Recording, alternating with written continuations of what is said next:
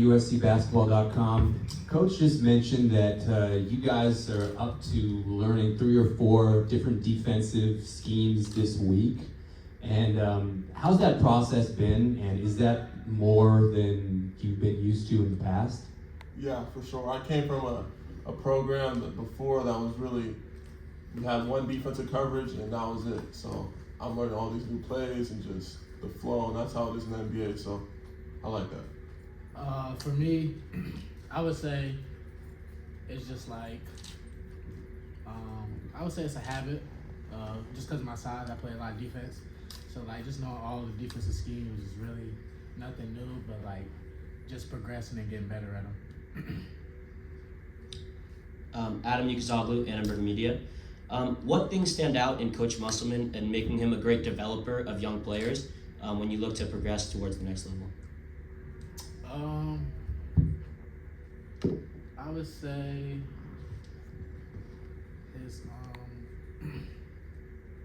his character, real good character. He just wants to see you succeed in any way possible. So if it's the little things, he'll push you to do the little things right. If it's the big things, he obviously gonna push you to do the big things right. So yeah.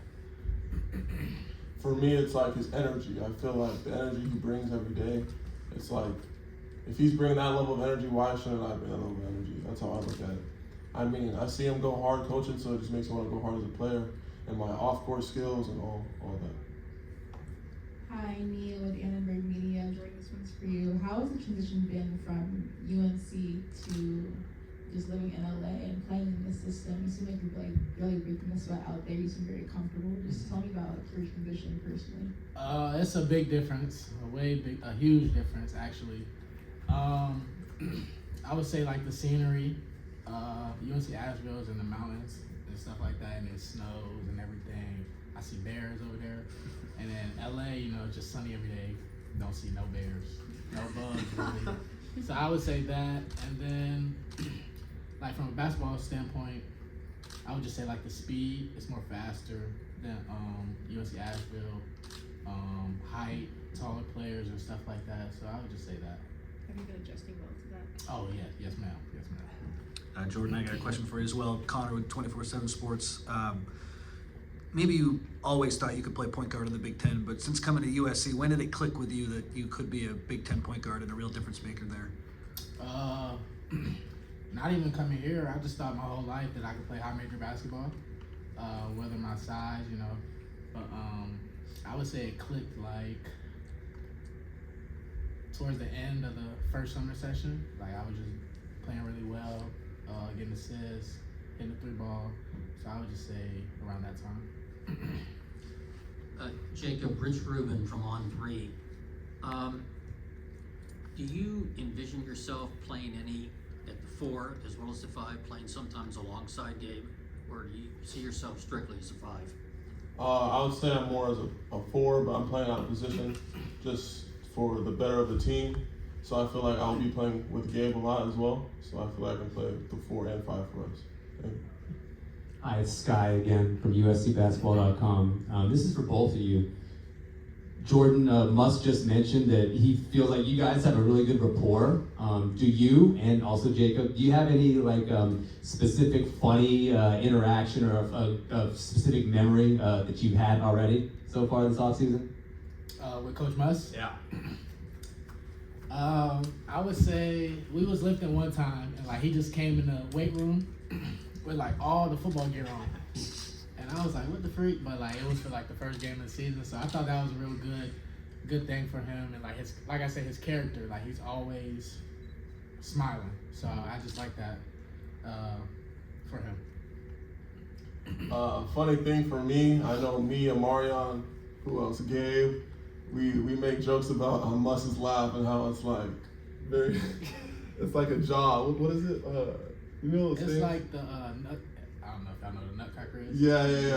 Like Musk's laugh is like that, so we always make fun of it. So after we see him laugh, we'll like do his laugh, and it's just funny. That's awesome. For sure.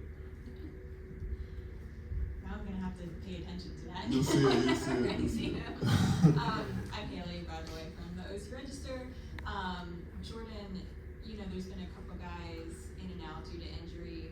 as a point guard, how does that challenge you, maybe in a good way, in terms of facilitating the ball and just finding the right guys?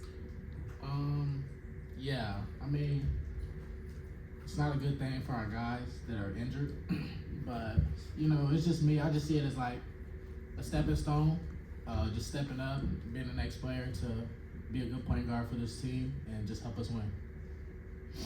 Mia again, what have been some feedback you guys have been receiving from the coaches? You guys, Like, what kind of feedback? just like feedback about your performance, post practice, what you can improve on, just what you've been doing well. Like I said, it's always things we can get better at. So they definitely mention that to us. But I mean, if one of us have a good practice, I mean, they'll mention that in the huddle or behind the scenes and stuff like that. So yeah. Yeah, for sure. I know Must have talked to me about how well I've improved in my jump shot, just the three ball, getting it up at a higher rate. So I've been putting in a lot of hours with Will as well, and just like the managers that are rebounding for me. So I'll say my jump shot for sure. Jacob, you just spoke to this, but I'd love to hear more from both of you. You guys, your shot looks great in practice. What's that process been like of just working on that and improving the percentage? Yeah, for me, I get up with Coach Earl every morning.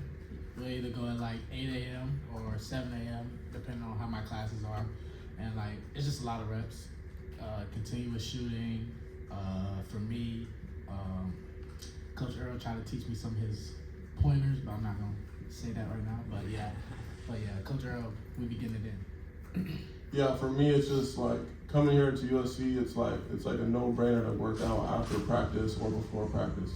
Like if you're not doing that, like it's almost like what are you doing? Like I feel like it's just they harp on working out after practice, and we make sure to do that every day. Adam again.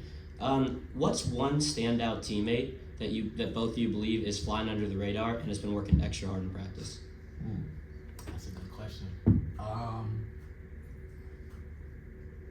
I would say Jaden, number 33, just because he's just a real good shooter, and like whenever he gets a chance to shoot it, you just know it's going in. So I would just say JB.